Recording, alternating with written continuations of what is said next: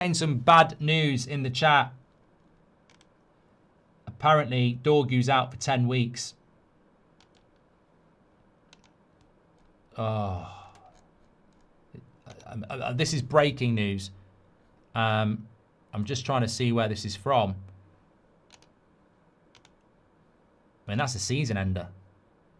Yeah. Hamstring. Ah. But Dorgu out for 10 weeks is a massive blow. I mean, he's scored. I mean, look, it's not an understatement. He's been man of the match at the weekend. He was very good against Man City. He scored goals in both games. He's a player that I think is causing oppositions a lot of problems. I think when you're up against Mbeumo and Ahmad and Bruno, you sort of know what you're going to get. The brilliance of Dorgu is it's a little bit like when Mason Greenwood burst on the scene. People just don't know how to deal with him because they just don't know what he's going to do. Powerful, quick. But fundamentally, it's a loss to us as fans because he's just an exciting player to watch. And we were literally talking 10 minutes before that broke about we don't need to buy a winger. It's his time. He's 21. You've got to invest in him. You've got to give him the opportunities. And it's a terrible time to pick up an injury because he was having a right glow up. And that platform between now and the end of the season was his to go and perform. Can everybody just say, this is why this is the best community? Because I said last night, Carrick's being left exposed by lack of transfers. And people were like, oh, he's so fucking negative. He's so negative. And this is exactly what I'm talking about. Exactly what I'm talking about. Remember last year in the January transfer window when we didn't buy an attacker? And everyone was like, oh, why didn't we buy an attacker? Why didn't we buy an attacker? And then literally the first week of February, Ahmad got injured for 2 months. This is it. This is exactly what we're talking about. Exactly what we're talking about. What happens when it's the midfielder? So Dorgu's basically out for the season now. 10 weeks, April, forget about it, right? Big, big loss. Now, Cunha can come in. Of course, Cunha can come in. But it's bad news. He's playing brilliantly well. That is bad, bad news, right? This is why we need to act in the next few days, and we should have acted in the last few weeks. This is why Amorim was right about transfers, and I'm sure Carrick's saying the same. Wilcox and Barada can't live on happy fumes or luck, and that's what they're looking to do. They're trying to be lucky. They're trying to please the Glazers, but also get Champions League football. You just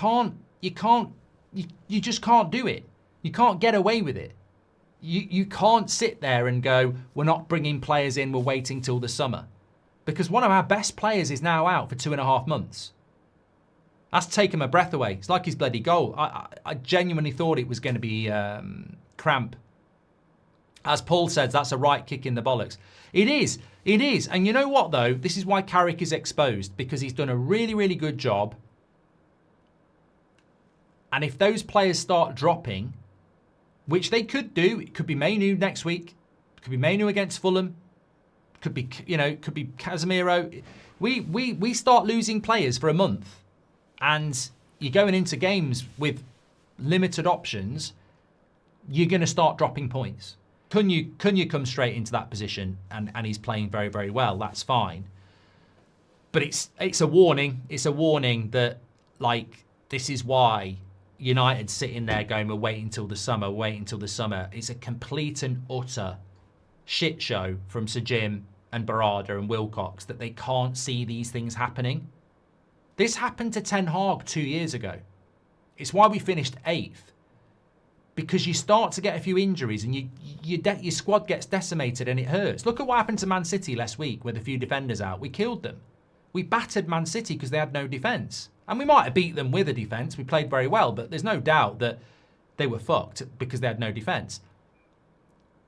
We're going to sit there and do nothing in the January transfer window when we needed to do something at the start of it. We've now lost Dorgu until April. One more injury in the midfield or the attack, and we're in trouble. Like, one more, and we are in trouble. Like, at the moment, you can play Dorgu, Ahmad, and Mbeumo when you've got Sesko and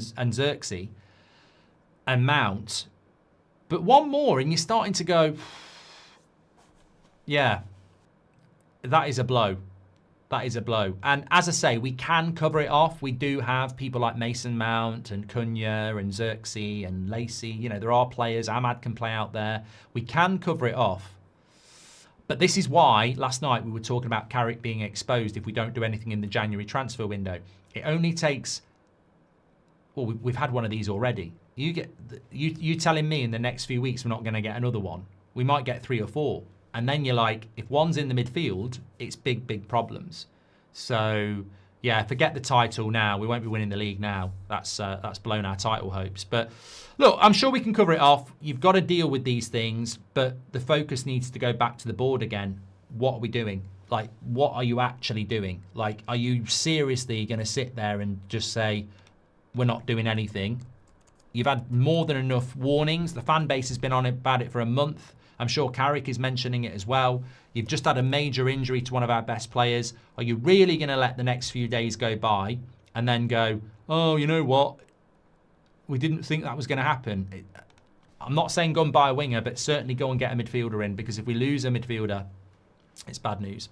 Hope you're well, Mark, and you